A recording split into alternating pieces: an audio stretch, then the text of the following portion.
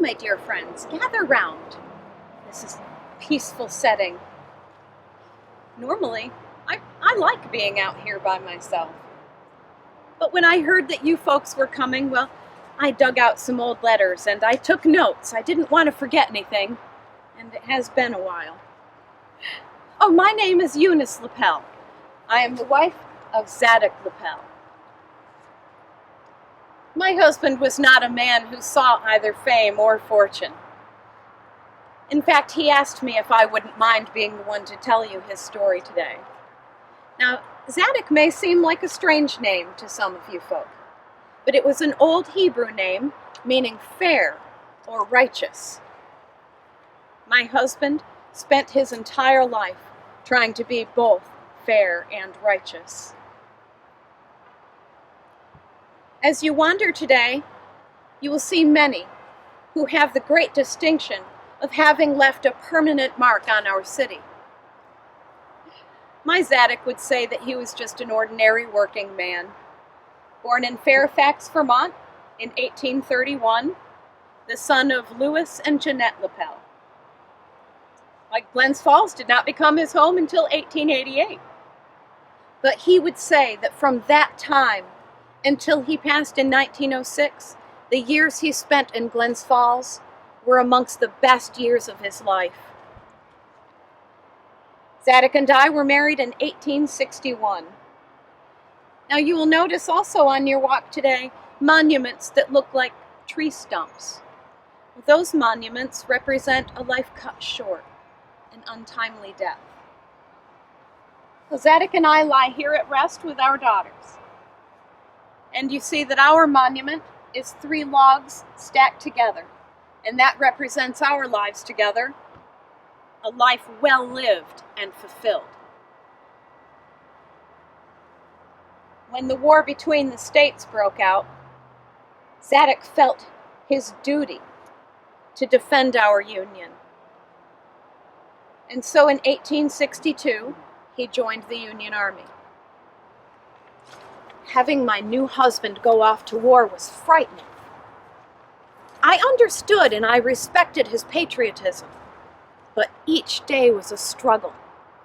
I just lived for those few letters I would receive in the mail. I brought one with me, the first one. My dearest love.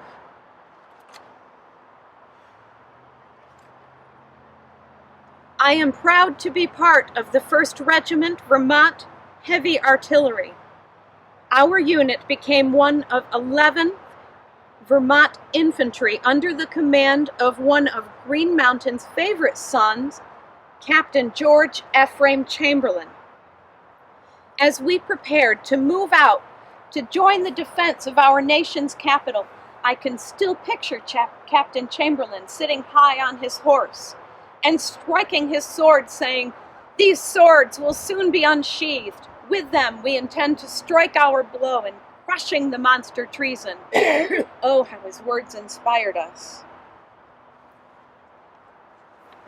Later he would write, "I am sad to say the great man, Captain Chamberlain, fell victim to rebels' bullet in a fierce skirmish near Charlestown, West Virginia, 1864. Zadlock had always loved working with horses, and so in December of 1863 he was proudly promoted to wagoner. 18 months later, this bloody war ended, and Zadlock was mustered out of service in June of 1865. Soon after the war, we moved to Massachusetts, where our daughter was born. But shortly thereafter, we moved to Ticonderoga, where he worked as a farmer and a miner, having bought a graphite mine on Buck Mountain. Now, our area has an interesting connection with graphite. I took notes because I didn't want to forget. It has been a long time. Okay, Joseph Dixon saw that in the 18th and 19th centuries, graphite was being used for ballast and dumped into the ocean. Well, he discovered that this black substance had uses in printing, in fashioning crucibles, and in stove polish. Well, Ticonderoga has a large vein of graphite running through it. which he used for his pencils, and he named his company the Dixon Ticonderoga Pencil Company, and many of the pencils you use today proudly display his name.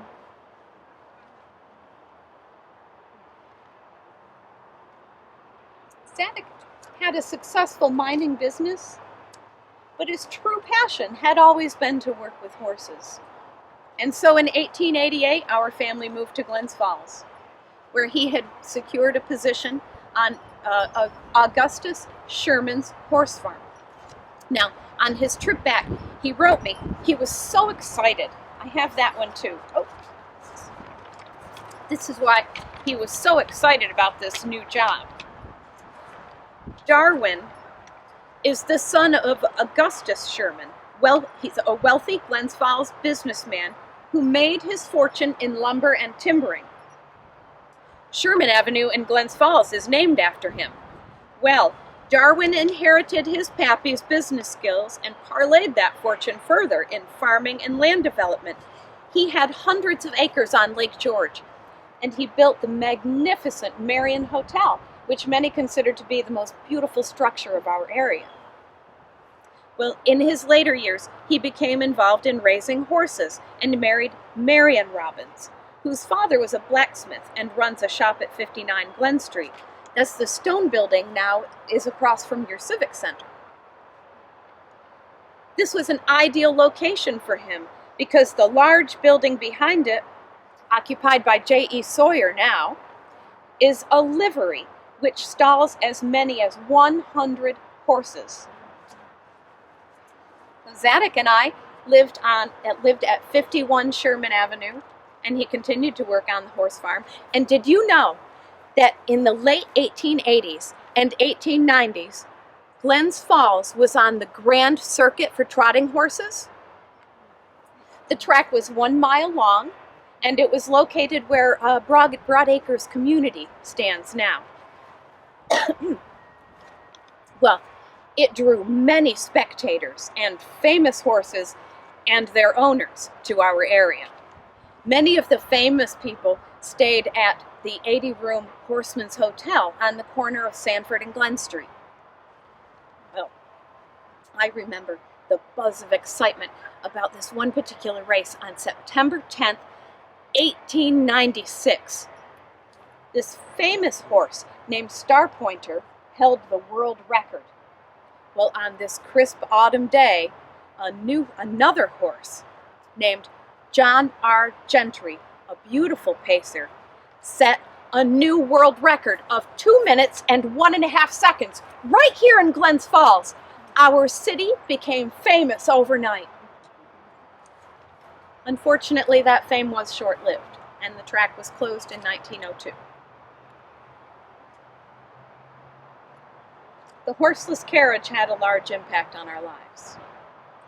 With this newfangled contraption, people began to lose interest in the horse in Surrey. Zadlock lived out the rest of his days, working on the horse farm and reminiscing about the good old days. My husband passed in 1906, a Civil War veteran, a father, a husband, a fair and righteous citizen of Glens Falls. I thank you for coming today and allowing me to tell you his story. Woo!